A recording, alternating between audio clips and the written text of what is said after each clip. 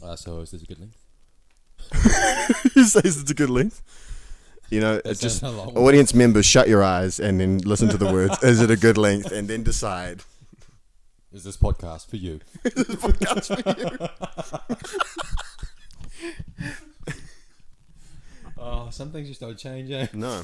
Do you know what I realised? You need to turn your thing around. Your mic around. Because that's not the side that will pick you up. So hold. You could do that, or you could just Fixed. Yeah. I don't understand the black side. Okay. Oh. Shut your eyes, audience, and listen to the words. I understand the black side. Is this podcast for you?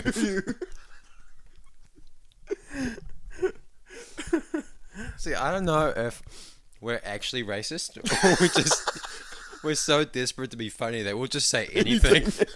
Mine's usually the second one. You think about that time in the mall. Yeah, good point. I'm just racist.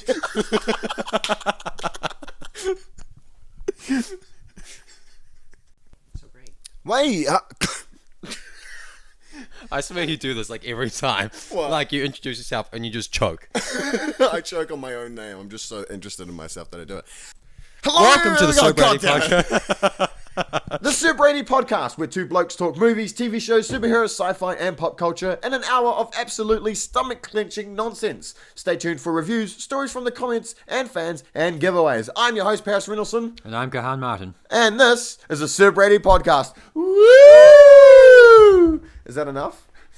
Maybe the woo is a bit much. Okay. Hello, everybody, and welcome back to the Sir Brady Podcast, the only podcast to exist on the internet. We've been away for a while, but we're back. My name is Paris, also known as Sir Brady, and with me, as always, is my co-host.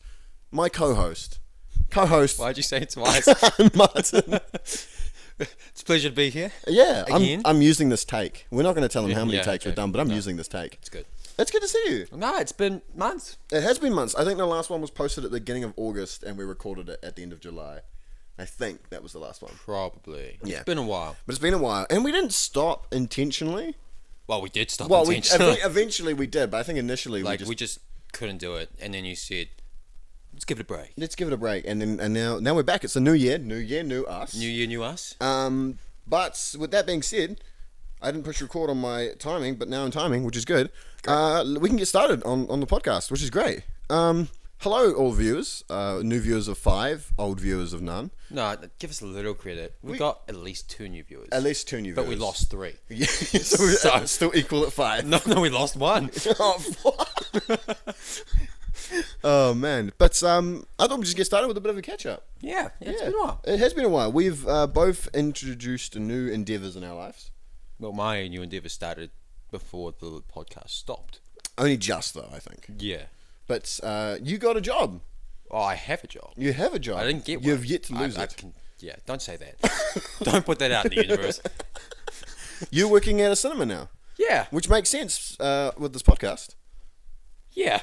Because you talk about movies. Yeah, exactly. I didn't say that in the intro. That's exactly why. They asked me, why do you want this job? I'm like, no, I do a podcast. I feel like it's just right. I did miss in the intro to say that this in this podcast we talk movies, televisions, superheroes, pop culture, and everything in between. Yeah.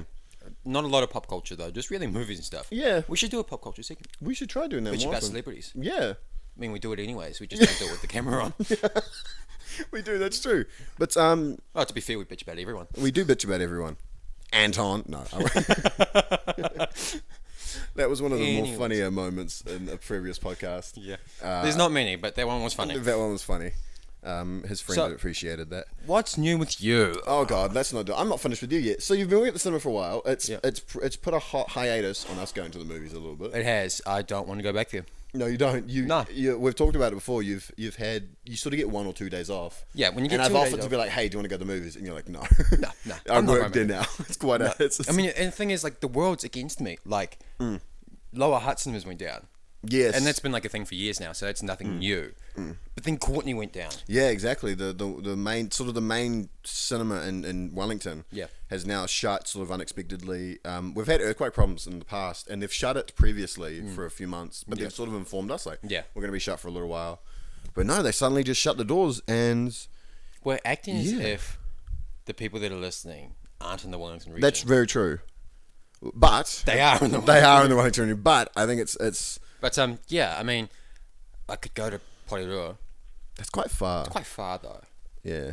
It's kind of... Yeah, I don't like movies. No, you don't like movies. I don't know what I'm doing here. You've talked about, actually, you talked about briefly that you've occasionally sort of seen the end of a movie, or you've sort of... Oh, yeah, I spoil stuff for myself all the time. Yeah, which is kind of... It's an active habit too. Like, if someone invites me to the movies and I don't like them, I actively go and watch the end of the movie, so I'm like, hey, man, I've seen the end. I've seen the end. It's be a waste of time, really.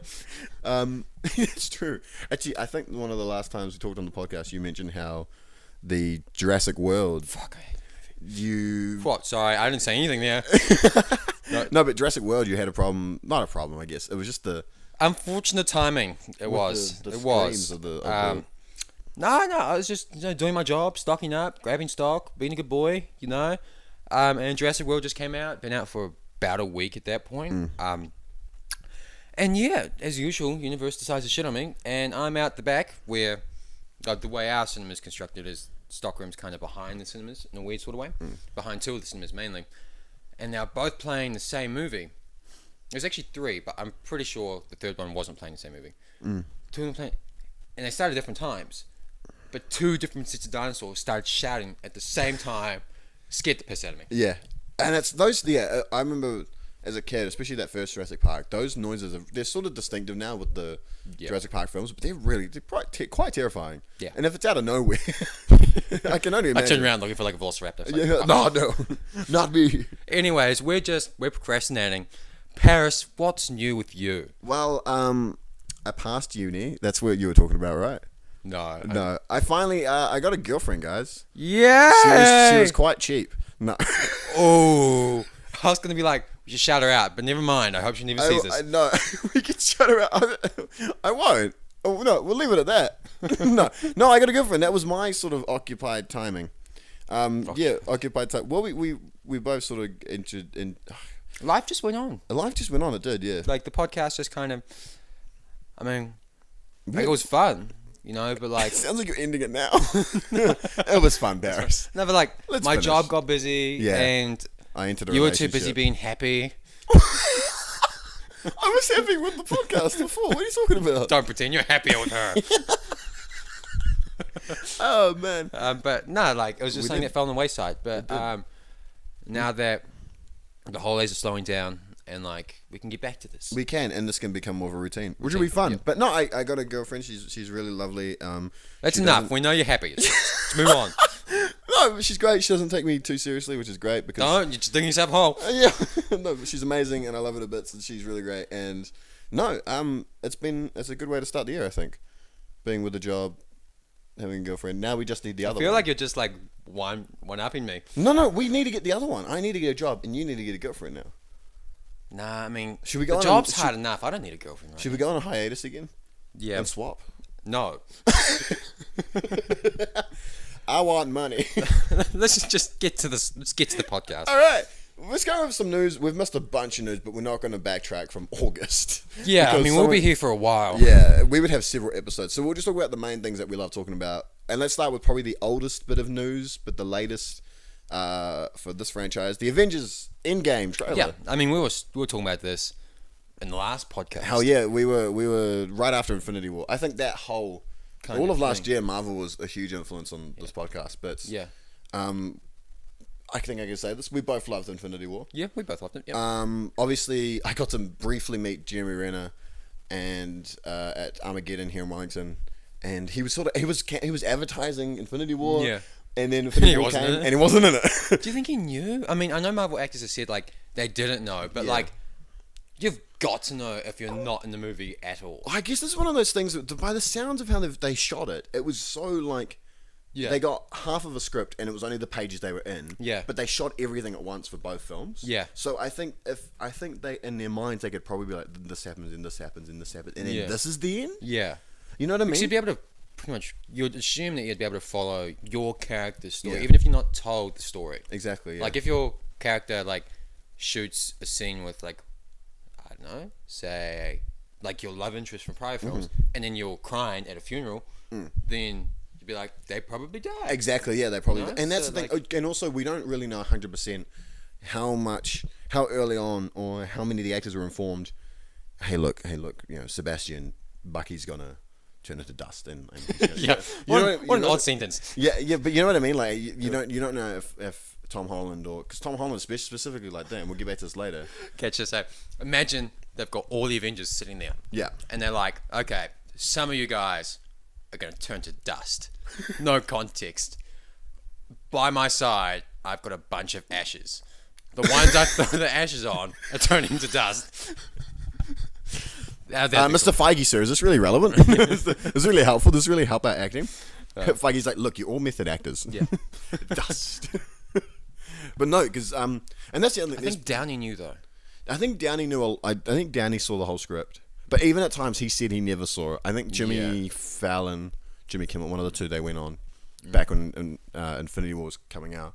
You know, and they before the press, because they were. Do you remember they were doing like the actors were going on Jimmy or whatever?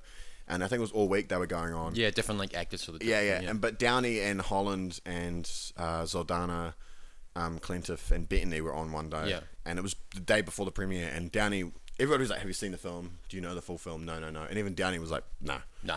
So even that. But again, at the same time, I've heard actors. I think Cheadle said. Maybe it wasn't. I think it was Ruffalo said everybody shot a death scene. Yeah. Somebody at some stage said that everybody shot a death scene. So Reno. Yeah. May have come in and shot a death scene. Just shot his scene to die. Yeah. And then they told him, promo your death, please. But no, let's get into the end. The Endgame trailer was... They told us there was rumors... there's rumors for weeks beforehand, like, it's going to drop now. Let's be honest, they've been rumoring it the whole time. Yeah, I know. But there were definitely some accurate rumors before the week before saying that it was coming out. And then it dropped, and... I was...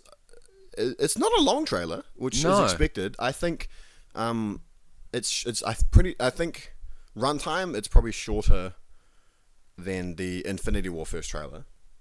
But I mean, yeah. It's not as action packed. Yeah, and by that, it's a lot more of a there's no action scene at all. There's like dramatic shots. Yeah. But like no action and like scenery shots. But that's it. And like I really liked it about the trailer. Same. Like I got hyped for Avengers Infinity War. Obviously, everyone buys because of the trailer, but like it seemed action packed, and it's like into the world, and we're all gonna fight for it, kind of thing. And that's exactly what the movie was about. But like this movie, depressing. Yeah, like absolutely, at least for the first half, or maybe the first third, first act. It's gonna be like a sad ass movie. Yeah, it is. Like everybody lost someone. They did. Yeah. Like you know, and it's just gonna be sad. Yeah. You know, Robert Downey Jr. is flying in space and dying. Yeah, a lot, and we don't know who. Yeah, it opens with that exactly. It opens with Tony, with his saying goodbye to Pepper. Yeah, you know, and it's kind of, you feel helpless for him, and it's a gut punch, really. It is, and that's the thing I've talked about this outside the podcast and with other people as well. That I think the speculation is these scenes that we've seen is at least the first 30 minutes, if not less. It's these scenes we've seen is very early in the film, not a lot to do with the rest of the film. But it's really interesting. What really shook me about the trailer is Ant-Man turns up at Captain America's door. You know, and like I know speculation is only we barely get it right. You know? We do. Although what I found really interesting about Infinity War was one of the producers or one of the directors said someone's got it right. Like one of the internet theories, they've got it right. Yeah, they did. Which I thought was cool because I scored the internet for days trying to find it. Absolutely, yeah. I didn't find it, but I thought I found it, and I was like, "This is what's going to happen in the movie." Didn't happen. Exactly. Yeah. But like from what we've speculated so far, Ant-Man and Iron Man travel back in time. Yeah, we've seen set photos. Yeah, this was a few months. This is early in the shooting as well. Before Infinity War came out. I think this is before they even split the two movies. Because initially it was part 1, part 2, but then they were like, no, it's Infinity War, and the second one's called something else. And I think it was right back then that we got some of these early photos of, I think Cap as well, Captain America, Iron Man, and Ant-Man, and there may be one other who's got the devices on their wrist, and they're going back to... Oh yeah, because it's Hemsworth. Yeah, they're going back to the first Avengers. Yeah. Yeah, and that was quite early on where we saw those. And I think it's quite interesting in the sense that everybody like had their theory and they had it down packed and like this is probably what's going to happen, not on a grand scale, but in like the small scene, like this has got to be how it happens because it makes no other sense any other way. Yeah. But like the trailer's just showing us, we're already wrong. Yeah, exactly. Yeah. You know, like we always thought the Iron Man and like I was about to call him Hank Pym. Ant-Man, like just get together, science it up, and go back in time kind of thing. And I thought that was the general consensus. And already we're showing maybe it might be that, but it's not quite that easy. Yeah, exactly. And that's the other thing. And some of those early photos, they've done reshoots now. They've done a lot of reshoots. I think they've almost finished their final reshoots. I think there was a report last week about Jeremy Renner has gone back to do reshoots, and so has Ruffalo. He's not reshooting. He's shooting his first scenes. Yeah. Yeah, exactly. They're like, shit, forgot him again. Yeah.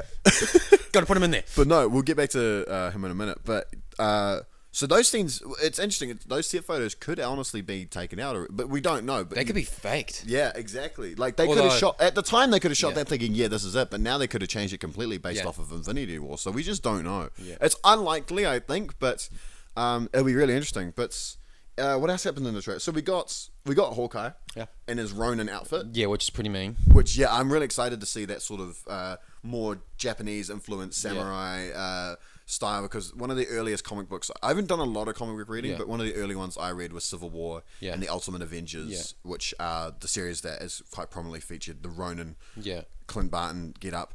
But what I speculated before Ant-Man and the Wasp came out, I said, "Oh, it'd be awesome if the deaths that they had were the families." Yeah. And it was kind of dark, and I was always like, could you imagine? Yeah. Like Barton holding his family as they crumble away, and that I'm 90% certain that he's just outside chopping wood, and it goes on there's just dust puddles.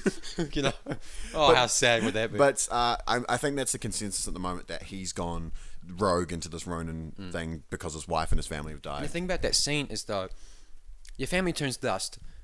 You don't just hop on a plane in Tokyo and start chopping up ninjas. True, yeah. You know, it feels like it's been a while. It has been a while, yeah, absolutely, yeah.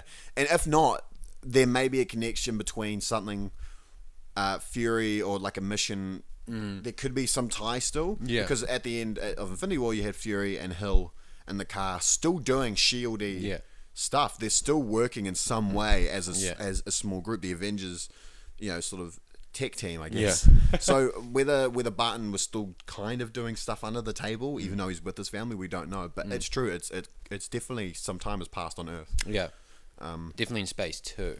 Yeah, exactly. Because well, no shit if it's Tony's suits will last a while, and Tony's on the Guardian ship as well. The other thing I thought was interesting, we didn't actually see Nebula on the ship, and whether or not, and I've missed the Sunday movies to talk about this. All the other Nerds think, and all these other people talked about this. All these YouTubers, that Marvel are known for removing shots and removing people from trailers and putting things. I mean, look at like Thor Ragnarok. Thor Ragnarok is a really his eye. I think that's the major one, because as well the initial fight with Hela. Yeah, it looked like it was in an alley in Australia. And then ended up being on like a hill in the Netherlands or something in the final film. So we've seen that before. But again, Nebula could have just left, or she could probably survive in space much longer than Stark can. But he's sort of just floating away, and who knows how they get him back, because I feel that I think it would be interesting, actually, not feel. Yeah. But I think it would be a pretty interesting take on it if he doesn't come back to Earth. Like, he will come back to Earth. Did you hear about that? Yeah. Like the whole Audi thing. Right. Yes. Did you know that? Like one of the Audi, they designed this car. Yeah. Was it for Downey? Well, Downey had a hand in designing the car. Yeah, it was one of the two. Something like that, and there was this unveiling video for rich white people, really. And he was talking about how Tony Stark drives this car in Avengers 4. And the thing is, last we knew about Tony Stark, he was flown in space. Yeah, exactly, yeah. So I kind of spoiled that he does get back to Earth. I mean, obviously he does, because set photos and everything. Yeah, true, yeah. But I think it'd be very interesting if he doesn't just pop back to Earth. Like, if he spends his time in space, and all the Avengers assume that he's dead, and he's, I don't know, powering it around with, like, Miss Marvel or something like that in space for a while. That's a cool possibility. I think that'd be, like, a cool... And it does what it would set up, kind of what Avengers Infinity War did, which I really appreciated, which was it spread the Avengers out. Like, it didn't like cram them all in one big space and like overcrowd scenes or anything like that. Exactly, yeah. And I feel the reason it worked in Infinity War was because Thor, Iron Man, and Captain America were all in separate places. Absolutely, yeah. They really worked hard to separate the main four, yeah. You know, and get. Well, they took Hulk out. Yeah, but yeah, I think it's really important in that sense to keep that sort of consistency over both films.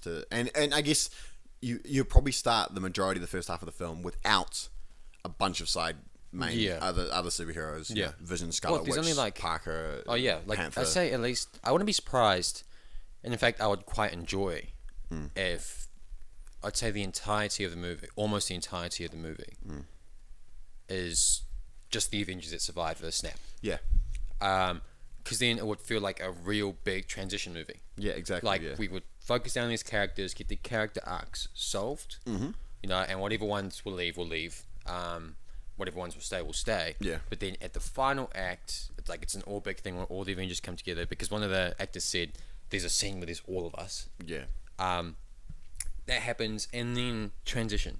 Absolutely. Like I don't want it to be a movie that emphasizes, okay, Iron Man and Captain America are gonna go, but Spider-Man and Black Panther are gonna replace them. Yeah, exactly. You know, like natural end for these characters, but emphasize on these characters. I think absolutely, yeah, and I agree. Yeah, I think, and that's something that I feel will definitely lead well into, because something we'll talk about this in a minute. But the Spider-Man trailer came out. Yeah, I thought that was a bit risky. I think it is as well, because I remember reading an article just after Infinity War, because it was somebody who already knew Spider-Man was announced before Infinity War. Yeah. But obviously after that, those who knew were like, it's interesting that they've already explained that this will come out. And Guardians was also announced, but has since now been put on the shelf for a little bit. Thank you, James. Yeah, oh my god. So that trailer, there was an article just saying that by telling people that Parker makes it out somehow, and they haven't addressed it in the trailer. No. And there's been some people in the comments I've noticed going, "Is this before Infinity War?" Which could have been a neat little lie if Marvel were like, actually, this is before Infinity War. Yeah. Which I thought would have been interesting, because obviously Fury and Hill are both in the trailer. Yeah. And at the end, they're gone as well. So that's 3 people in that film that are definitely... I feel as though it would be interesting is if the resolution to Endgame was... Let's go to Europe! No. Was that it never happened in the first place. Yeah. Like, I feel like that would be it, because Peter Parker's still in school. I don't know how long he was in school. Like, was he a senior or was it his first year at high school? What's homecoming? I don't know. I don't know what a homecoming is. Homecoming's a dance. Well, yeah, but does that represent from your year group? No, like, it's like freshman, sophomore, junior, senior. Right. So whatever he is, but I feel... I mean, obviously, he's still in high school, so I'd say... he's in his second to last year for this film, because they're going to do 3 of them. The third one's his last year. Well, so then it's only been a year since his previous year at school. Yeah. So why are they like, oh, sweet, you're not Dusty anymore, let's go to Europe? Yeah, true, yeah. You know, or anything like that. So it could just be fantastic, like, trailer making. It could be. But I feel like it's quite possible that the resolution to an Endgame is that Infinity War technically never happened. Yeah, they go back. Yeah. To earlier, yeah. I mean, which is implied because of the whole time travel thing. Exactly. But, yeah. You just don't know. Speaking of Far From Home, Jake Gyllenhaal. Sure. I feel like he's going to so outshine Tom Holland. Do you? I do. I think there's a huge part of that film. I think that is a big... like, who doesn't like Jake Gyllenhaal? Michael Keaton, big star of the 80s, late 90s. And then obviously been on a huge hiatus, didn't really do much, and then came back with Birdman, a huge critical success, and has since been doing things afterwards have done a lot of sort of drama, and then joined Homecoming and almost played this reverse to Batman as the Vulture. At the same time, there are some young people who saw Homecoming who probably weren't fully aware of who Michael Keaton was. And that's a great villain. Jake Gyllenhaal, everybody knows. I feel like everybody knows him either as like, that's Jake Gyllenhaal. He's such a cutie. Or like they've seen him in... Have you seen Donnie Darko? Yeah, have you seen... Yeah, and he's been in all sorts of... Prince of Persia, and he's popped up in all sorts of... He's a I'm sorry, real quick. Prince of Persia. I don't know why I thought of that one. That's your go-to John Hall movie. All the films that he's been in. You haven't watched Brokeback Mountain? Yeah, I know. Like, and he was up, obviously, they've talked about... A lot of recent Spider-Man videos have talked about he was up at one stage to play Parker in Spider-Man 2, the original Spider-Man 2, after Tobey Maguire was in an accident and injured his back. So, again, it's funny little casting these new guys in these roles who have previously done superhero stuff. But yeah, I feel like it's a risky move. Like, I'm not saying they should focus. I'm not saying anybody should cast anybody based on popularity or anything like that. They should cast the right people for the right role. Good actors. Don't get me wrong. But I think this could be one of those unfortunate situations. People will still love Tom Holland Spider-Man, and they will still love Tom Holland. Yeah. But I feel because Jake Gyllenhaal's so likable, and I know he's technically playing a bad guy. Yeah, that's an interesting. We'll get into that in a second. But like, I feel like I wouldn't be surprised if I personally came out this movie being like Tom Holland's great, but I want more Jake. You know? I feel that. Yeah. And that's why I guess in some weird sort of way, either it's a big thing that like they're banking on that because it could be a way to introduce the Sinister Six. Yeah, and have their own movie and have Jake Gyllenhaal helm that one. Or, yeah, that's a really good one. So it could work in their favor, but I can also be like working like almost a reverse sort of way because obviously they're aiming for Spider-Man to be one of the next big Avengers, and he will be despite how this is received. Yeah. But I feel just like I'm making no sense, but I feel like having Jake Gyllenhaal be the villain who seems to come across as a good guy. Yeah. At least in the trailer. Bit risky. Yeah, it's an interesting thing, and I've looked into it a little bit. I've tried to see if there was any previous comics or shows that have had Mysterio as a hero, and not really. There's never really been that. And a few videos from my usual channels I look at have talked about how these Elementors that are in the film are probably Mysterio's doing. They're probably and he's trying to it's cast like, and they've talked about guy. It's like Syndrome. Yeah, where Syndrome's like, at the end of the first Incredibles, he shows up. Everybody's super. Yeah, Everybody exactly. is. But he shows up with all these things from his creation. He's like, I'm the superhero. I'll take them down. Pushes his button, gets rid of them.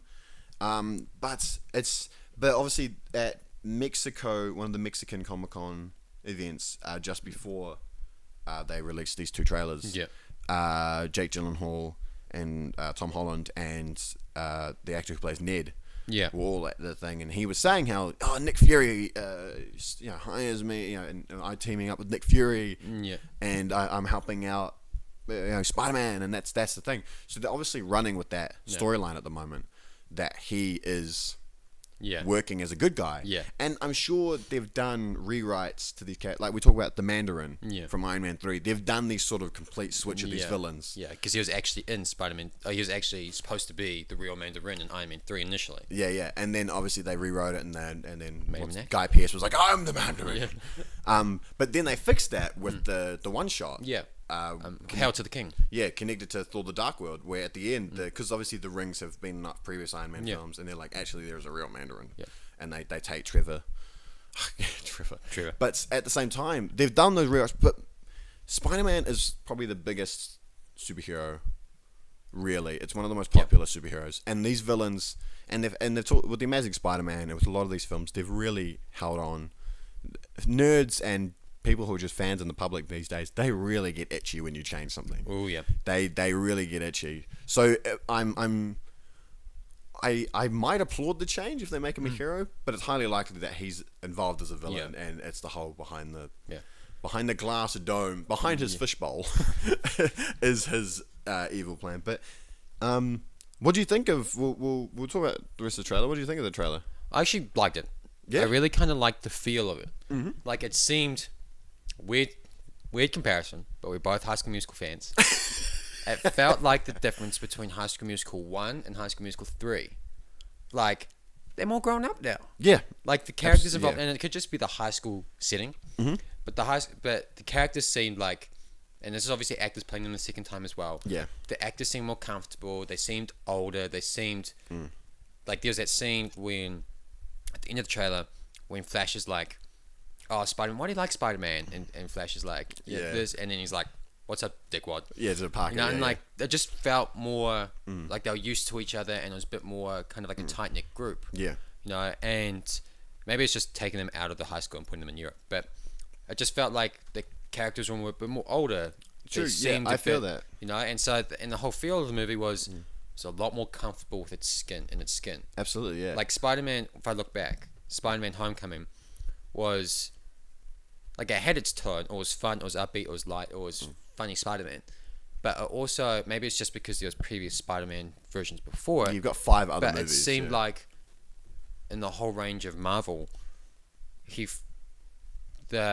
apart from Thor, he was like the character that didn't quite know his niche, like where he was coming from. True. Yeah. You know? Absolutely. Yeah. Like, and maybe that's obviously, I'm saying a lot of maybes, but maybe because he was involved in Civil War before he did Homecoming or whatever it is. But the movie was great, and the tone was fine. Like, they knew the tone, but I'm not sure if they knew quite what their Spider-Man was supposed to be. Yeah. You know? Absolutely. Yeah. And it's quite hard because they were trying their best not to rehash. What the other two, both Garfield and Maguire's films did, and Maguire's, set quite a good standard, and then Garfield rehashed some of them. He was a bit more cocky. He didn't seem like the nerd, really. And obviously, the Homecoming stuff, they've had to try and do a bit of both, but still make him cool, but at the same time be traditional and without being stereotypical as well. And like this, this trailer made me like feel more confident in Spider-Man. Same. It seemed like they're more comfortable. And when you said that as well, they're more comfortable, they're more grown up. The way Zendaya's character appears to her, MJ's not like this weird side character who's sort of like groggy, and she seems to be a bit more of a ladylike and a bit more, but she's still got that sort of. There was that line where he's like, "You look beautiful."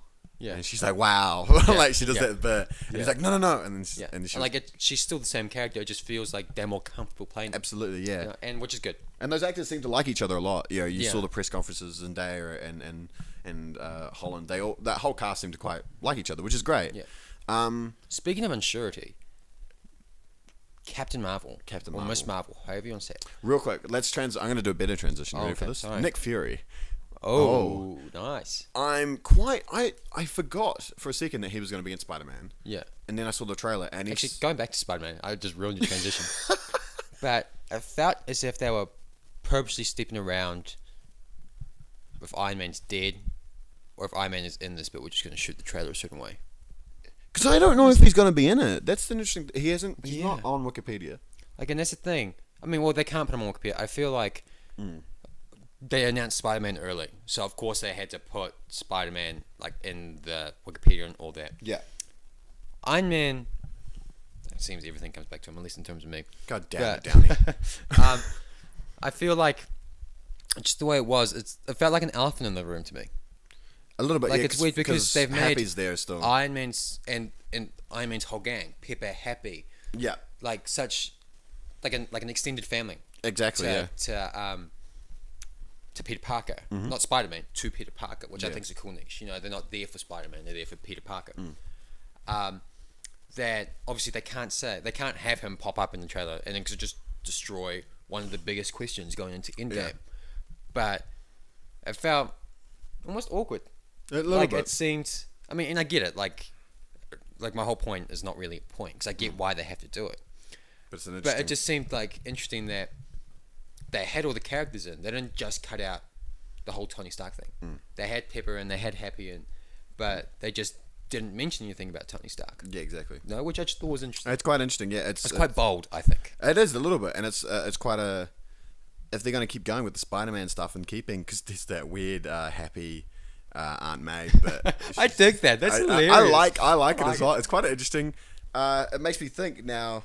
I mean, Happy. Did they cast Marissa Tomei with this idea of like she's either going to hit on Tony or she's hitting on Happy? I mean, Happy's been through some stuff. He has. I mean, he got blown up. That's right. He did. Yeah, that's right. He quite literally got bombed. Yeah, he did. He had to.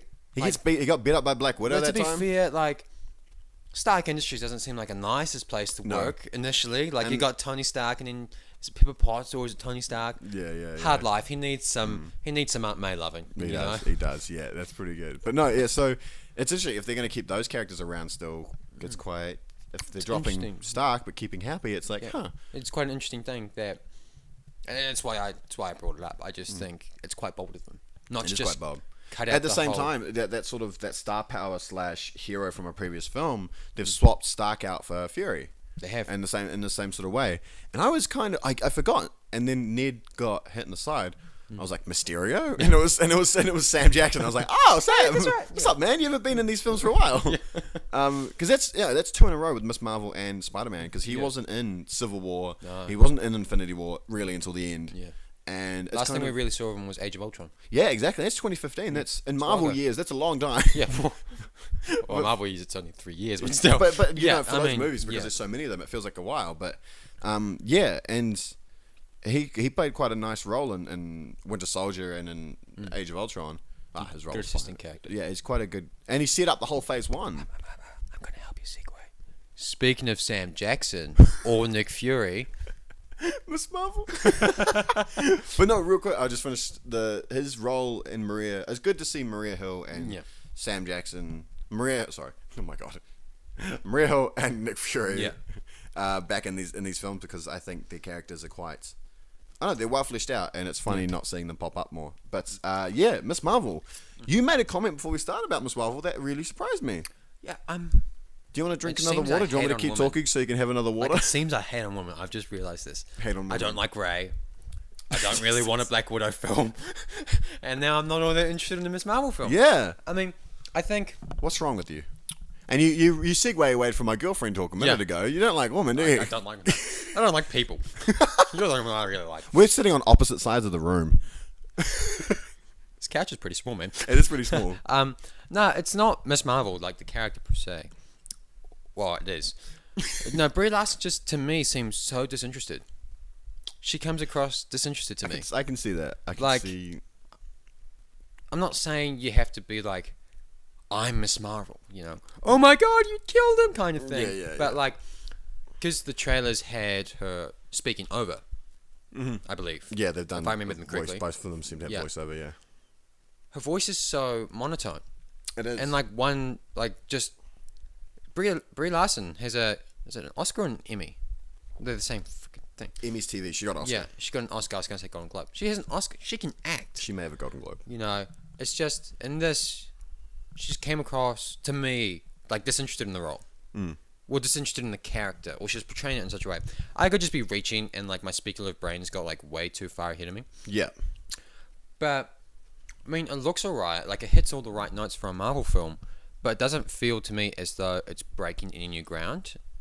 Right, yeah. And attach that to me, the semi-lackluster kind of voiceover work that she's done in the trailers, it kind of took away a bit of my, like, excitedness for going into the film. True. You know? Yeah, I can see that. I'm trying to think if I'd seen her in much. Like, and... I feel like and it's funny, the trailers can do that to you. You know, like, you can either, like, propel you forward or kind of take you back out of it. And it's just, this one took me out a bit, you know? Because Brie, what have I seen? I haven't seen her in any... Oh, she was in 21 Jump Street and Scott Pilgrim. Yeah. So I've seen her in a few things. I own Room, but I have not seen Room, and she was in Kong, Skull Island. Yeah. She's been in a few things. She's definitely a good actress, and I've seen clips of her, and I know she's a good actress. Yeah. But you're right. You saying that now, I think about it, and there is that element of sort of this monotone feel with her way the lines are done, and it's hard because there are two ways those lines could have been done. Yeah. It's ADR afterwards, as she sat in those rooms. Yeah. And this past year at uni, I've talked to a few teachers who have done ADR. And sometimes it's a nightmare. These actors are coming in on off days. They're getting paid a weird amount. It's paid oddly. And they're sitting in a room and they're redoing lines they did months earlier. And they have to find the same energy. Yeah. Or these lines have been taken from different times in the film and been squashed together. Yeah. So it could be an influx. But, so like it's not necessarily her. Yeah, there could be other issues. It could be other things. But I also think what plays it's an interesting feel for a trailer. To get people hyped, to have someone go, I'm Miss Marvel. I was born on Earth. I don't remember my name. I'm a pilot. Miss Marvel. Look a cat. Yeah. Like it's pretty much like I'm powerful. I can change the world kind of thing. Yeah. And like yet again, here's this woman hating thing. I need to go around wearing a t-shirt like I love women, but then I come across as a creep. So I can't win for losing. But I think Ray, and I think for quite a few people too, not just me, Ray has affected the perception of what a powerful female character can be. Yeah, there is an element of that. Like, and I won't lie, that has affected me. Like, we had this. Like, I had a Ray rant one of the previous podcasts. Yeah, I was gonna say the other week. There's a great clip on my channel. Go check it out. It's quite a great clip. But just the way they did Ray didn't work for me. She got all these powers and stuff out of nowhere, and so it seemed as if, even though it wasn't, it seemed as if they were just doing this because she was a woman. Like, and it's not the point. Like, Ray's a character, and her gender doesn't really come into it. Yeah. And that's the whole point that they're trying to get across. But the way they did it made it come across as if she's a woman. Women are important in this modern age, and they are. And there's a whole woman movement, and it's great. So we'll just give her this lot of power, so they have like an icon to stand behind. Yeah. Yeah, and they just did it wrong in terms of a film. Exactly, yeah. It's this one of those... it's such and a I must weird emphasize, in terms of a film and a film character, yes, that I'm a bit hesitant when you get another female character of great power, because Captain Marvel is one of the strongest characters in the Marvel universe. Incredibly strong, yeah. You know, and then obviously, and it's just a compound thing with the trailer and just the flat delivery and stuff like that. It gets my brain into overhyping and thinking, oh, this could be another Ray. It probably won't be, because Marvel handles characters really, really well. I can't think for the life of me a bad Marvel hero. Bad Marvel hero. There are a few bad villains. Yeah. Mandarin. But Guy Pearce. Whiplash. Yeah. But heroes, and that's early as well. Yeah, that's early. They're still trying to find their feet. That it just does have you a bit hesitant. It does, yeah. Yeah, just me. Hearing that, it makes sense. I didn't feel that when I watched the trailer, but I definitely hear where you're coming from. Yeah. But as a whole, it's going to turn out to be great. Like, I'm going to love it. As a whole, real quick, we'll talk real quick technical.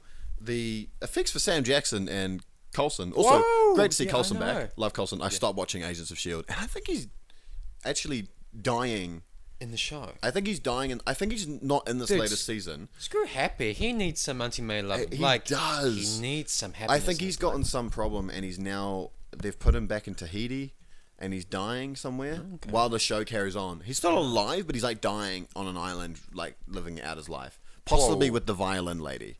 I don't know. I haven't watched... I've watched 3 seasons of S.H.I.E.L.D. Yeah. And I think they're on 6 or something. No. But... No, I'm so happy to see him back. But that de-aging effect, we may talk about Aquaman later, but there was a character in Aquaman who had some de-aging at the beginning, and I was not overly fussed with it. Yeah. But this de-aging looks great, and in fact, it's going through the whole film. It's also cool to think of... We talked about Nick Fury before. They're expanding a bit on Nick Fury. They're expanding on this new Miss Marvel universe. You got the Skrulls. Yeah. And also you've got... It's a whole new area. Yeah, you've also got Ronan the Accuser from Guardians popping up as well. Yeah. And it's kind of a neat little... A weird circle of characters. You're like, oh... Yeah, I've seen you before. Yeah, and they're sort of re-adding to these characters. Ben Mendelsohn is in it as well, and Jude Law. Yeah, I'm pleased to see Jude Law back in these big. He's playing Marvel. Marvel, yes, and that's a mentor of in the comics. Marvel is the mentor of Miss Marvel. Bad guy. It depends on which incarnation, but appears in this film that he may be a little bit grey. Yeah, he's a bit of a grey area, like a good guy, but doing it for the wrong reasons. That's interesting as well because Ben Mendelsohn has also got a bit of that feel. You got Jude Law and Mendelsohn, both. Because Ben Mendelsohn, I think in this film, is an agent of somebody. I don't know if it's S.H.I.E.L.D. or a Hydra S.H.I.E.L.D. or even just the CIA, but he's also a Skrull, to my knowledge. So it's interesting to have these two characters that appear to be like Earth's villain and then space villain. You know that scene on the bus? Yeah. Imagine her screwing it up. Like it's just an old lady that she's just beating the shit out of. It's that... You say... Props to the old lady though, or whoever's dressed up as the old lady. Yeah. Because... You're one mean stunt double. Yeah, you are a great stunt double. I appreciate those a lot. But you're right, with that voiceover and that scene's quite humorous, but with that voiceover, it's kind of like, well, what's going on here? Yeah. But, I mean, not as excited for Miss Marvel as I am for Spider-Man, but still looking forward to it. Yeah, and it opens up a whole new kind of aspect. Yeah, it's a whole can of beans and a whole new part of the world. It'll be interesting. It will be. The costumes look good, and the cast is great, and that cat. Yes, that cat. Who's a cat? The cat that made Samuel L. Jackson just... That's quite a fun moment as well. Nick Fury, Sam Jackson in general. Sam's done some funny things, but Nick Fury in general is quite... There's never really a humorous moment from him. There's maybe like a one-liner or like a... Dark humor. Yeah, but that's kind of like a cute little... Who's a cutie? Yeah. And he's 70. Don't know. Sam Jackson turned 70 at the end of December. Whew. And he looks... I know it's a DH, but I've seen press for Glass. Yeah. And he still looks great. He still looks great, and he seems to be kicking around. That's what he gets for doing like 5 films a year. Yeah. Ranging from Hollywood blockbusters to those direct-to-video SWAT sequels or whatever he does. You know what I mean? Like, he does them all. But to tie up all our Avengers stuff, because we've been talking about it for about Marvel 30 stuff. minutes now. Marvel. I hope, and this comes back to Avengers and Miss Marvel, it seems like I'm griping on her again. I do hope that she doesn't come in and save the day. Yeah. Like, and this ties back into the whole Endgame. thing. And this ties back into what I said before. It isn't like a special point just because it's Miss Marvel, but I hope that the original characters get their resolution. Yeah. And then we can move forwards. Yeah, then we can move forward into and I think that's the best way to do it as well. Speaking of moving forwards, Black Widow. I'm kidding. Real quick, we talked about this briefly. Black Widow, it was just rumored, but then they confirmed that they were considering an R-rated Black Widow briefly. Which is interesting. Yeah, it is interesting. Because it would be the first movie in the Marvel Cinematic Universe. Yeah. And it would open up the door for other Marvel Cinematic Universe movies to be rated R. And also, at the same time, obviously, over the break while we were gone, the Fox Disney deal was 100% finalized. Yeah. It's now finalized. They during this year, to my knowledge, I think the end of this year, the things will finally transition. Feige has already said, yeah, Deadpool, yeah, Fantastic Four, yeah, X-Men, we won't incorporate them. Like straight away. Yeah. It'll be down the line. Phase 5. Yeah. Phase 7. Phase 7, yeah. Also, based off of the way Deadpool, PG-13 M Deadpool, Once Upon a Deadpool, was rated, was seen, it got quite... it wasn't panned, it was just like, man, it's not the same. Yeah. I think a lot of people felt that way about almost. it. Yeah, in a way. It could have just been a re-release for home media rather than a cinema release, which I think they'll do anyways. Oh, question. Yes. Whilst we're on the superhero thing. Do you think, unknowingly... Yeah. I mean, because obviously time will tell. We have reached the peak of Marvel Cinematic Universe. Before Infinity War... And probably during Infinity War, the hype, me watching the film, being it's as good as it's going to get kind of thing. But Black Panther did so well, and then Infinity War did so well. I'm just talking about like these past 2 years kind of thing. Yeah, it's almost like I've been edging up. You know, my friend Logan, who we've gone to movies with before, and we go to these a lot. You know, the three of us, I feel we keep talking about how great these movies are, and I think it was about Doctor Strange. Where we watched Doctor Strange, and I was like, this is a great fun movie. You know, we had Ant-Man, we had Age of Ultron, but I was no longer able to rank out of 5, my top 5. Yeah.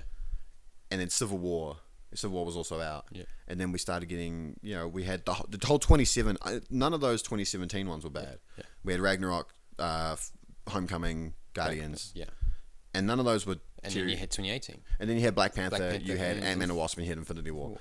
Ant-Man the Wasp is probably the weakest out of the ones that you mentioned. But it's not bad. It's not bad. And I can't now go my top 5 because I probably could give you... But you don't want to. Yeah, because they're just so different and so different, great. And I don't want to be like, from this perspective, because I love Winter Soldier and I love Ragnarok for two different things. Completely different things. They're two very different films. If they're all like, if it was Harry Potter 17, then you'd be like, oh yeah, these are my favorite Harry Potter films. Yeah. Because they all follow like the same vein and like the same characters. And like they took the characters that we're familiar with in this new direction, so that's why it's my favorite. Yeah. Different places, different characters, different rules. Absolutely. You know, so it's kind of hard. It's like picking your favorite Disney movie. It is, it's different. Yeah, it is so different. So yeah, I'm at a peak. I think this is the most invested I'll ever be in the Marvel Cinematic Universe. Yeah, I think after this, and at the same time, we've talked about this. Although, and saying that, I saw 43 films of 2018. Yeah. I watched theater or on Netflix. Yeah. I saw 40, and I've yet to see the latest Spider-Man Into the Spider-Verse, which I've heard is amazing. Yeah. But that's date night. My segue. No. Whoa. Why'd you wink at me? But no, yeah, and it's at a peak where I'm starting to feel this fatigue almost, and I'm like, I'm looking to DC. I am looking to DC. Like, segue. We'll segue into Aquaman. This is a good segue. We'll segue into Aquaman. Forget the trailers.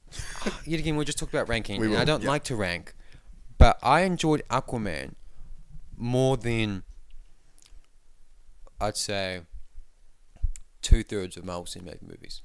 Maybe even 3/4. Wow. There is very few that come to mind that I just purely enjoyed as much as I did Aquaman. I had a lot of fun with Aquaman. I had two types of fun. Fun in the movie, and also the fun in me sitting there while the film went on and predicting the cheesy dialogue. I love how you open that right next to the mic. Cahan's getting some chocolate out. Thanks for sharing. I'm actually going to grab some while we talk.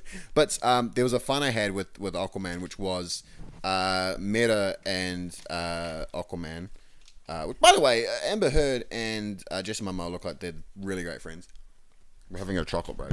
Yep, okay. So, whilst you chew, I'll talk. No, real quick. I'll keep going. But the cheesy there was some cheesy dialogue in that film, and I predicted it before it happened, and I had fun doing that. Yep. At the same time, I was like, "Aw, yeah, I predicted this dialogue." But no, that's interesting. I disagree that I can name a bunch. Like, I think Aquaman. I don't think Aquaman is as good as a lot of the Marvel. Oh, I don't think But it's it's not. as good. I just enjoyed it. Like, there's a difference. Like, Yeah. I can, like, from a technical standpoint of view, and a storytelling narrative, and a dialogue narrative, I can name it, Yeah. a more films. Yeah. But just in terms of enjoyment, in terms of getting myself into a world and a set of characters, this movie drew me in. It's an amazing world. It is an it's amazing world. Just because it's underwater, but the aesthetic of the film is absolutely incredible. Yeah. The slightly synth soundtrack Yeah. really drew me in. The whole world building was like, there were scenes where I was like, oh, we're going to go to this new kingdom of Atlantis. I wonder what these guys look like. Yeah, absolutely. I wonder what their kingdom looks like. Yeah. And then they didn't disappoint. Like, those Green Mermen, bad-ass looking dudes. They look dope. And then you got the crabby dudes, and then you got the trenched ones. True, yes, you know? yeah. And the whole aesthetic out of all of them was just so cool, and I dare say unique, because it's obviously Aquaman has a bit of a luck's not the right word, but has a bit of a edge because it's based on the water, and apart from Namor, there's no either ones that have like a big presence in the underwater universe. Yeah.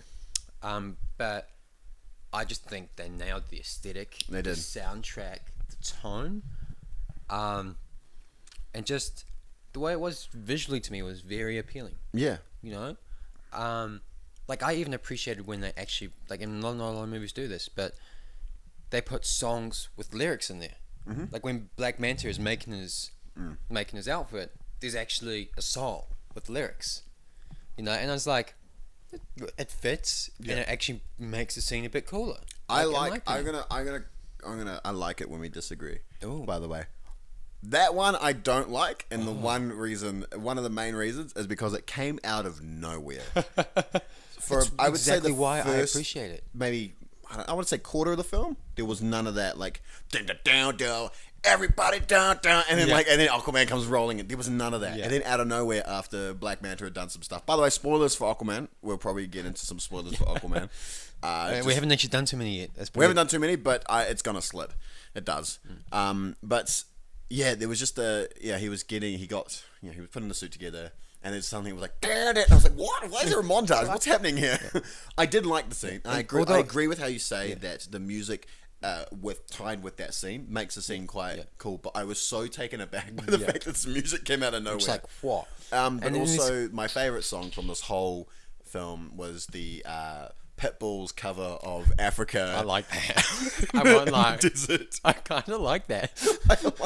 I knew about the song before it came out, and I didn't think it was in the film because I heard James Wan say that that song was written for Fast. It was like a Fast and Furious, or there was something related to that, and I thought maybe it was just over the credits, and then it was in the film. It was just like, what? Yeah. But no, I understand. Yeah, the song over the. And appreciative to the props department or whatever it was, because the armor the CGI in this movie is actually really, really good. But one of my favorite sequences. There's some great sequences. The diving off the boat with Meta and Aquaman. There's this huge wide shot, and these creatures react to light. Yeah. So they won't attack you if you've got a light. So they've got this flare. I think there's a brief bit in the trailer, and they're diving. Yeah. And they're just there's a glow. There's a glow that lights up these guys chasing them, and it's a beautiful shot. And something I appreciate about James Wan is he's got some quite good shots in his films. Yeah. The horror films he's done, you have to shoot horror in a certain way, because otherwise the horror is a visual audio. All films are like that, but it's kind of an emphasis. Both of them complement each other. If you don't, they have to play off each other. If you hear a jump scare and you don't see it, it's kind of like, huh. Yeah. But so you got to use that, and those are great. And his work on my last Fast and Furious film, which was Furious 7, I did not see The Fate, was quite good as well. There's some great visuals as well, and he's had to work with digital recreation with Paul Walker as well. So he's obviously worked with quite advanced visual effects. Yeah, but the movie was so fun. Like, for me, like, if I have to think of my favorite sequences in the film, apart from the big fight at the end, because they just visually was so cool. It was very cool. It's the fight in Italy. Oh yeah, there's this. That's really fun and like creative. It is. When they discover the scene in the city in the desert. Yep. That's cool. Like that whole sequence is cool, and probably the Ring of Fire scene early on in the film when they fight each other for the throne. Like those are the ones that stand out to me. And I guess the reasons why they stand out to me is that apart from the last one, the Ring of Fire, they're shot in such a way, or it's just presented to us in such a way that even though it's a serious moment in the movie, it's not like in Age of Ultron when they break into the first Hydra base. True, yeah, it's like just the way it's shot and the aesthetic of that is very kind of like, this is a serious mission, serious stuff is happening, we got to do this because it's serious. Yeah. You know? Obviously different scene and different mean, like they're being chased and being hunted down. Yeah. But the way the whole thing was shot, wider shots, brighter shots. Yeah. Outdoors, indoors, changing kind of thing, longer shots. You know, it just kind of made it a bit more fun and enjoyable to kind of watch. Yeah. Same with the scene when they're fighting each other for the throne. Yeah. You know, it was like not Jason Bourne type angle shot, bang. And that works for that sort of film. Yeah. That suspenseful thriller where it's close countered combat. It works for that. And it wasn't like, and it's yet again shot for different reasons, but like the end scene in Civil War, where it's very tight and compact, and that's meant to emphasize the emotional turmoil and how tense the whole thing is, and I get that. But with this, they used it to their advantage, and it was open, like it was a serious moment. Like it was a very serious moment. Like they're fighting for a kingdom. They are. But the way it's shot didn't bring the mood down. No. You didn't make you go into this serious frame of mind to be like, this is serious. Aquaman, don't lose. Aquaman, don't lose. Yeah. You know, it was like, it just, and this could be detrimental, you know, to anybody, you know, or positive. It just felt simpler. Yeah, it's it. And I appreciated that. There's a lot of things I loved about Aquaman in the sense that the tone, the ability they took, Aquaman is a ridiculous sounding character. Yes. The pop culture knowledge of Aquaman. He rides a dolphin. He rides a dolphin and he talks to fish. Yeah, what Robot Chicken and the original Super Friends show from the 70s did to Aquaman tarnished a lot of his respect that he could have had in future things. And the comics, the New 52 run and then the Rebirth run tried really hard to rebrand Aquaman as quite an interesting character because he is. Because the dude can go toe-to-toe with Superman. He can. He's got really strong skin and he's strong. He's also got, depending on what incarnation you watch, early Aquaman he's a little bit like he was in the film. Not really a respect for Atlantis and that whole thing. As an older one, as a king, he's a very confident king. Yeah. The one Aquaman I knew really well was from the Unlimited Justice League show from the early thousands, and he's a king for a while when you introduced him in that Justice League show. He's been a king for a while. That's the same with Young Justice. He's been a king for a while, so he's a bit more staunch, but he's also got that cheeky side to him still. But what the film did with Jason Momoa and it made him. Sorry to cut you off. No, go, yeah. It made him my second favorite superhero. Oh, yeah. Like, I won't lie. Aquaman, maybe third. So you lied. Stuff, but like, my two favorite superheroes, Iron Man and Aquaman, probably. Yeah. Like, you know, this could just be a rush because, I mean, I saw the movie a few weeks ago, but you still have that collateral rush that comes off. Yeah. Even for a few weeks afterwards if you really like something. You have to go rewatch it as well. But I've seen it twice. Okay. I know it's good. When you see a movie more than once, I know there's something good about it. Yeah, I know. Greatest Showman, 42 times. 43. 43. How many times did you see it in there? 7. 7. Okay. I saw it seven times. That's a lot. That's a lot. By the way, mind you, real quick off track, I did see Hunger Games 5 times in theaters, and I hated it all 5 times. But that was because I was wanting to go to the movies with people, and the only film out at the time was Hunger Games. I was like, God damn it. And as a 12-year-old, I didn't want to say no. But yeah, it just really worked for me.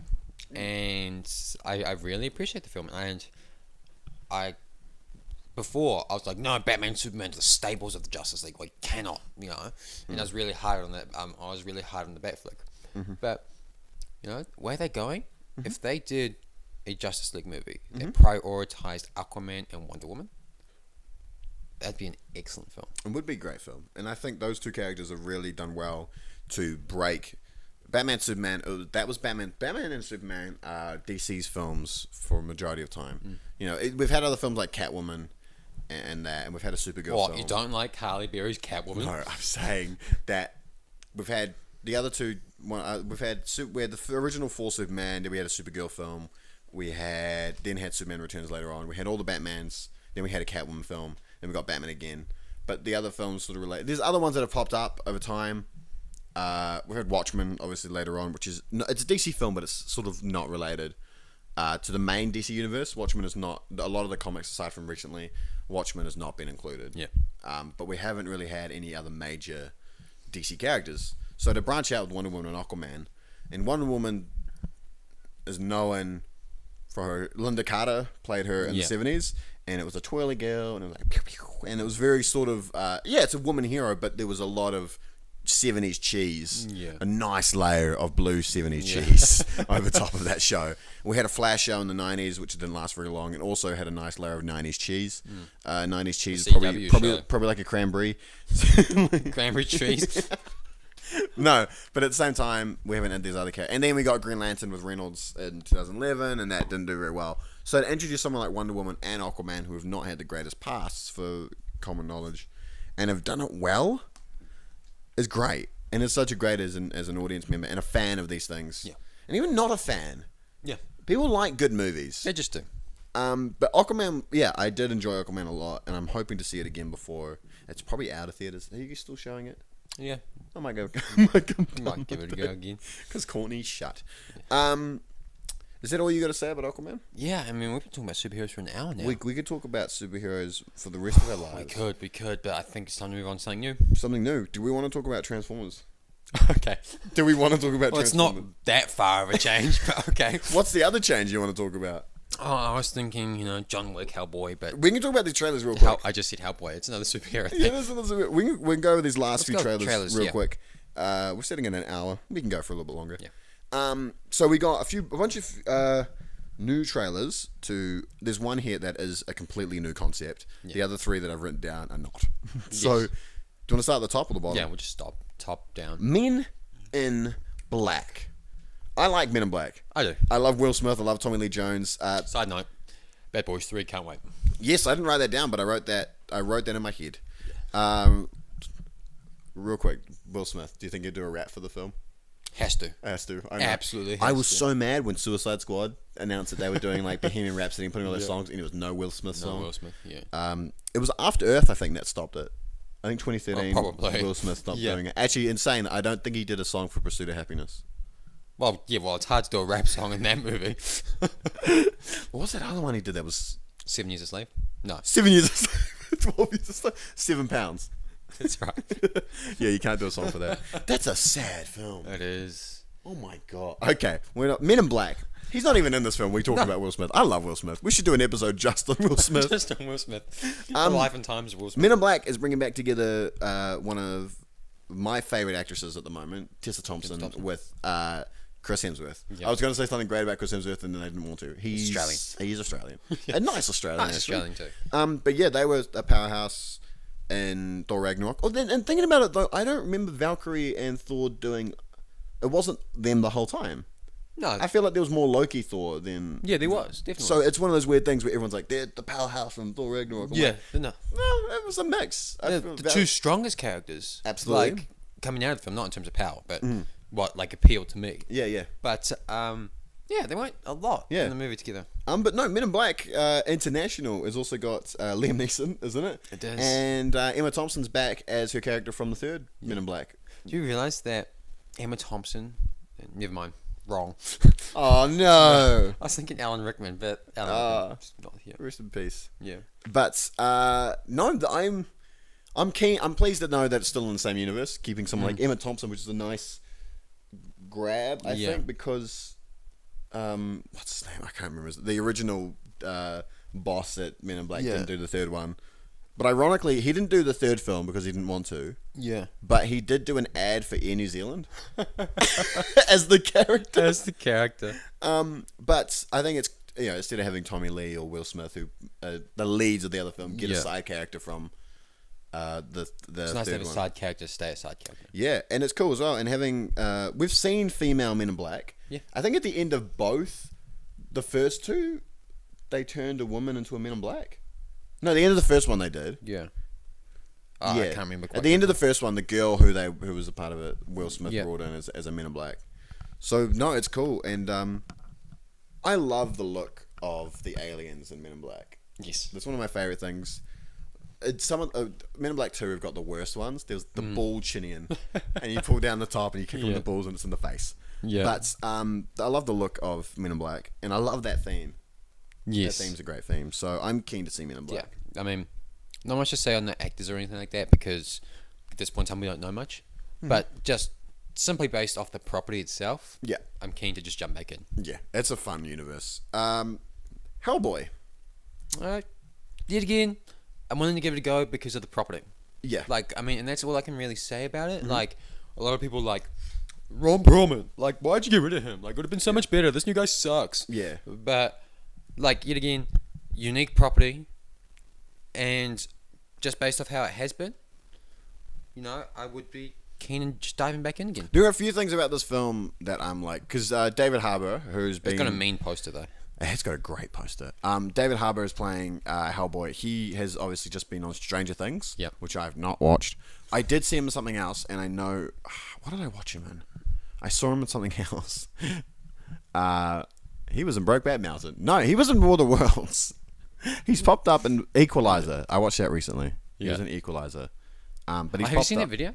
There's this dude. It's a YouTube video.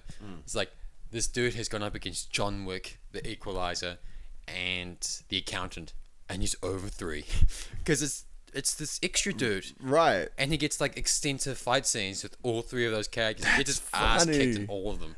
Apart from John, he just gets shot. Oh my God. But like he has this long fist fight with Ben Affleck, and then long fist fight with Denzel Washington. That's funny. And then John just comes along and shoots him. That's hilarious. That's amazing. But like he's like one of my favorite actors now. I can't wait to see his next film. That's awesome. That's awesome. Yeah, that's so dope. What we're talking about Hellboy. The trailer. There was something off about the trailer for me in the way that David Harbour was doing the lines, and I don't know what it was. Also, at the same time, I liked Hellboy 2. Yeah. I like the first Hellboy. Hellboy 2 is not as...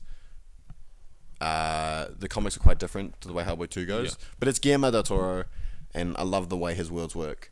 But seeing Mila Jovovich in this, I'm getting a Resident Evil vibe. I knew you'd say I'm that. getting a Resident Evil... And it's not like it's going to be a bad film. It's based off a different property. It's the visual aesthetic...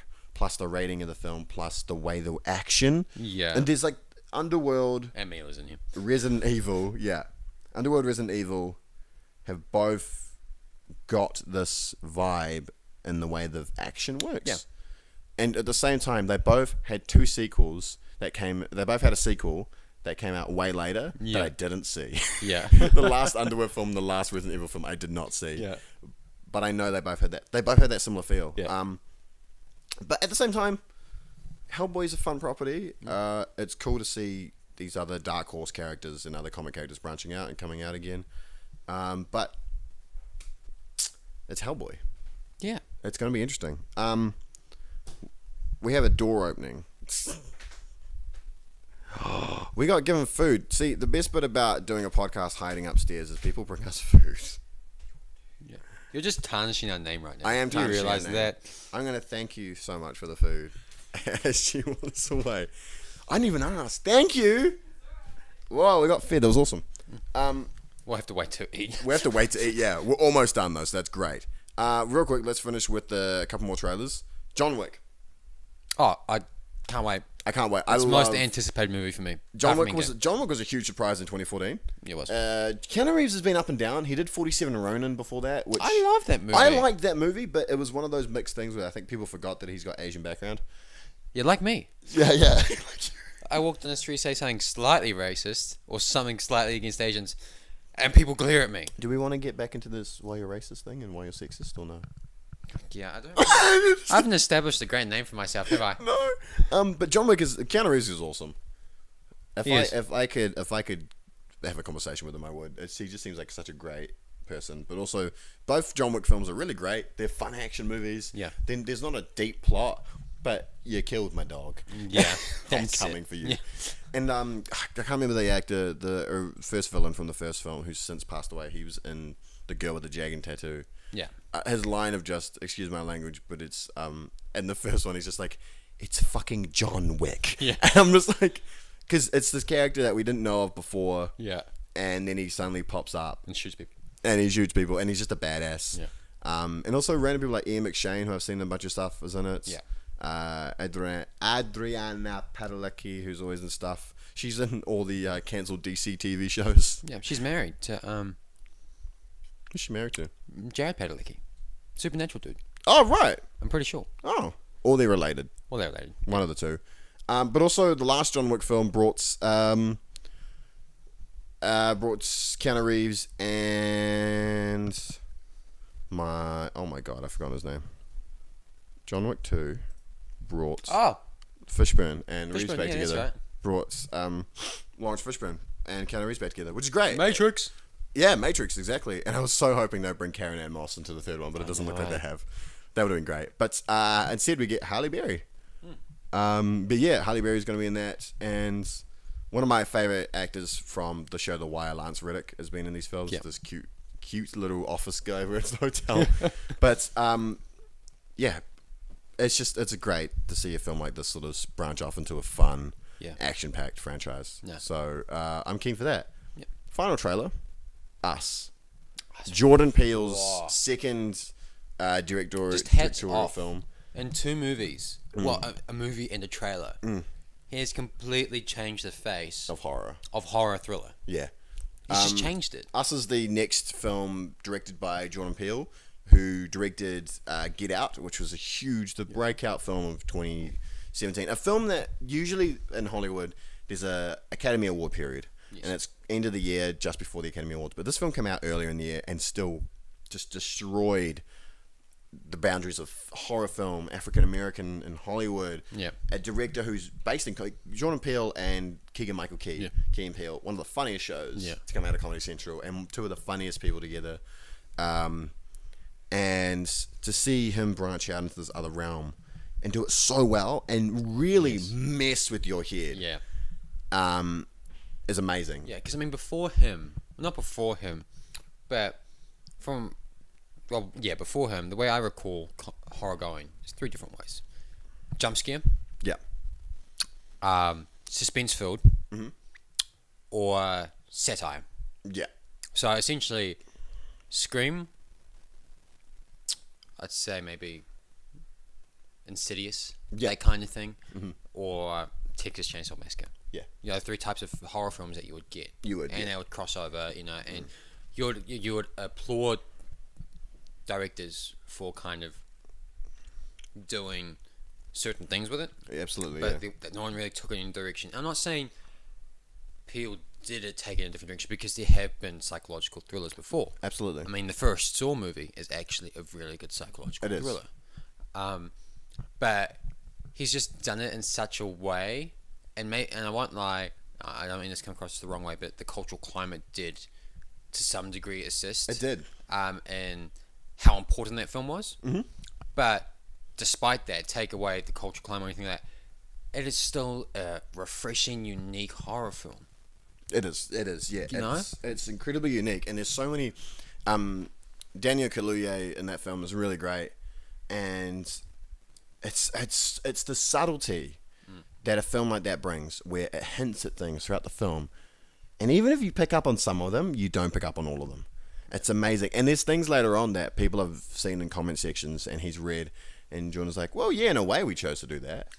Yeah, and I'm like, "Bro, that's brilliant!" And and he's just throughout the film, there's bits come up, and it does it again, and at the end, it comes right back together. Yeah. And one of the favorite scene at the end of that Get Out, where his girlfriend is looking for the keys to the car, and he's like, "We've got to leave," and she's just freaking. Yeah. And then she's like, "I'm trying to find it," and you think she's on his side. Yeah, and then she's got this look. And it's all over. She's holding the keys. Yeah. And she breaks her facade. Yeah. And I was like, oh, like I was over. And that film for me is a great film, and it's really done well for all of them. But this film, Us, Is it terrifying? Completely terrifying. I commented on Facebook to some friends, and I was like, I'm scared, and the film hasn't started yet. I was gonna say, This Is Us. This is us. And where are the birds gonna come? The first one he did, suspenseful. Always like asking, what's the question mark? You know, what's the next? You know, there's just a piece that's not quite connecting, so you're scared. This balls to the wall, terrifying from the looks of things, and there's going to be that element of why is this like this? How is this happening? But it's that scene when the four of them are just standing there in the driveway. Yeah. Terrifying. It's terrifying. Absolutely. Like, if my silhouette, like, I'm not the coolest looking dude. Yeah. But I'm 6'3", relatively broad shouldered, and yeah, I'm just a tall, strong looking dude to a degree. I'm not like trying to put myself on a pedestal. He's huge. But no. But if I saw myself in, like, if I put you, me and Anton. Yeah. Just standing. We're 6 foot. 6 foot plus. Over 6 foot, yeah. You know, just standing in like a dimly lit, like, and even if I knew it was me, and I knew it was you, and I knew it was Anton, it's still freaking terrifying. It is terrifying, and it was just a way shot. I'm Lupita Nyong'o and Winston Duke. Lupita has been in all sorts of stuff, but they were both in Black Panther. Winston Duke was on a show called Person of Interest, which he was only on in a season, but I saw him there, and I was like, this guy's great. I'm so happy to see him in more stuff, but oh my god, it's subtle as well.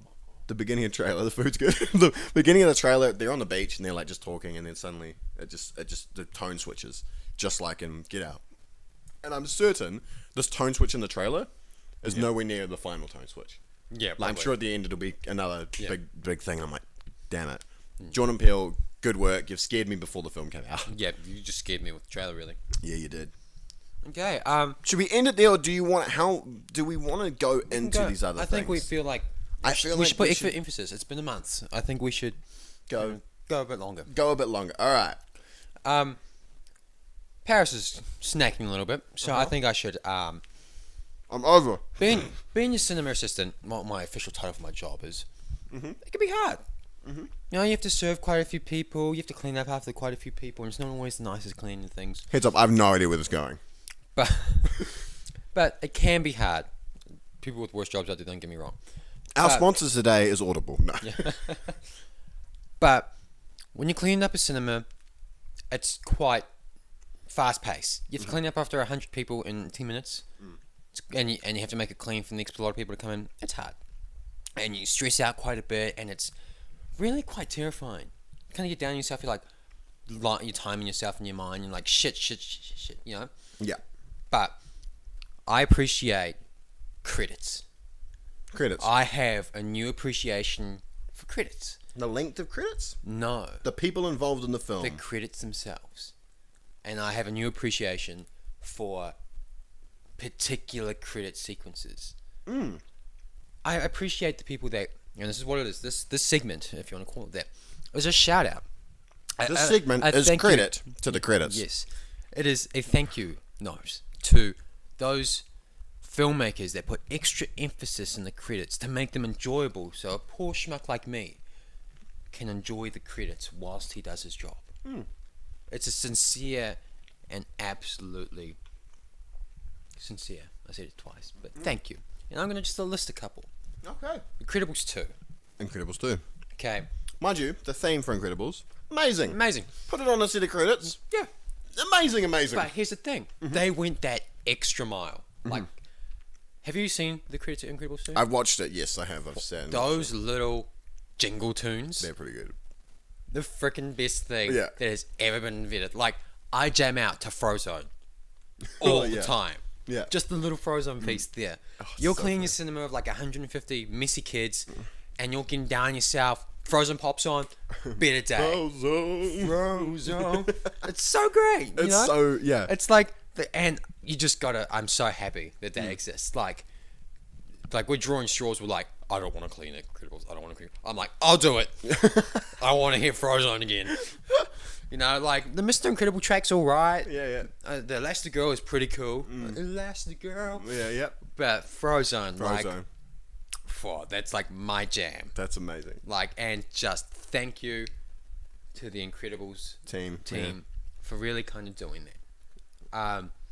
Dishonorable just mention, Hotel Transylvania 3, you are the worst. Not only do you draw on audiences of messy kids, but you have the most annoying soundtrack to go along with your credits. It's like a German circus gone wrong. It is like all trombones and like wind instruments and stuff that you don't really care about, just smushed together in this animated jingle that you just hate.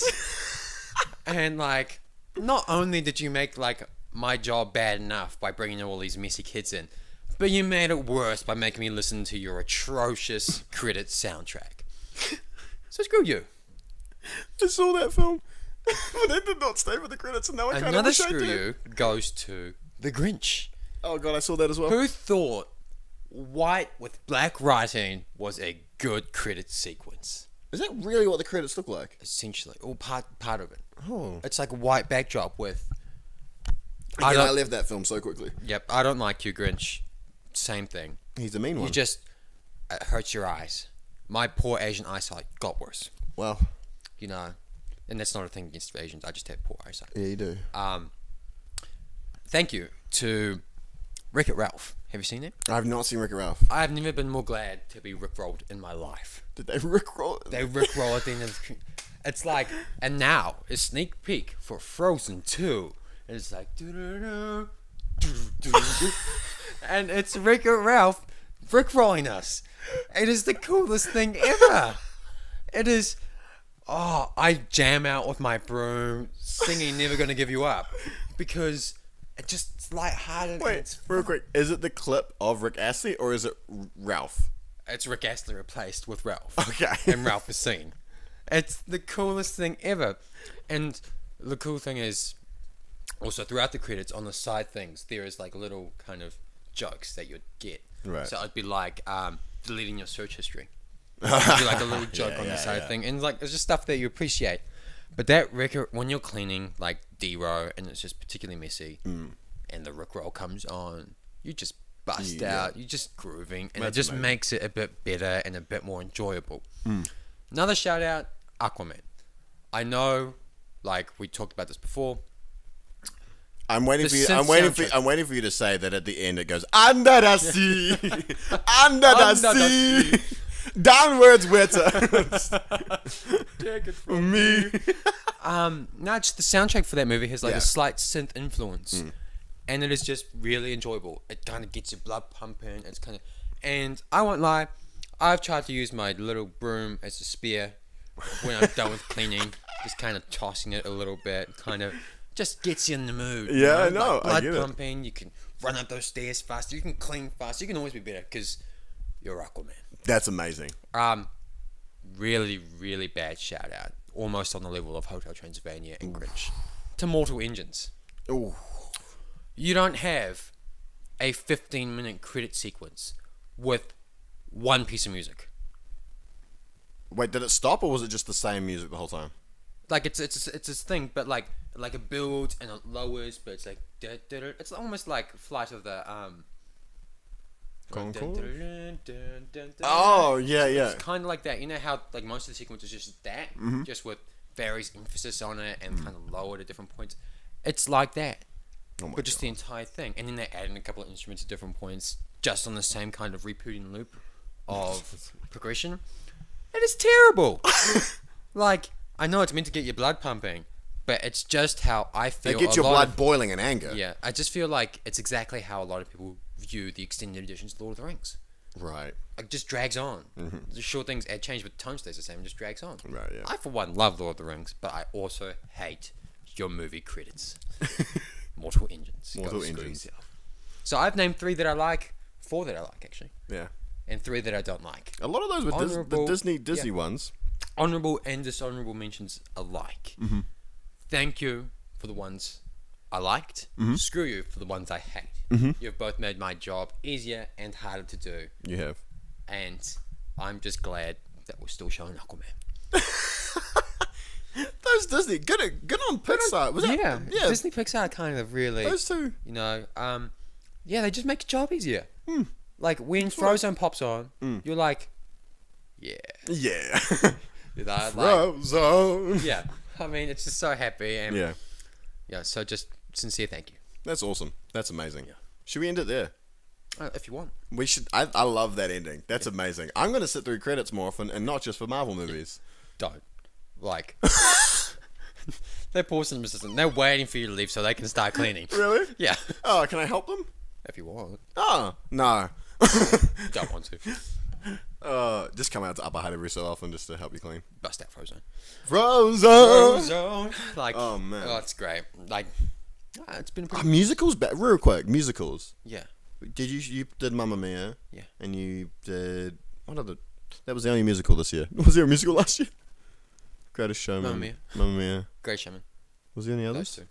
Really? Like musicals. Yeah. Like when people come around and they sing all the songs. Bohemian Rhapsody. I guess, but that's like a Queen. Do people stay at the end and sing? They stay for the credits. Yeah, they don't sing. Okay. But they. I was worried that Mamma Mia would be there and you'd be trying to clean and you had all these 40-year-old women going, Mamma Mia, are we going? Yeah. And then there's seats and that broom is a useful bludgeoning tool. Get out of my cinema! Just put Amy at them. Oh man, It's been a good one.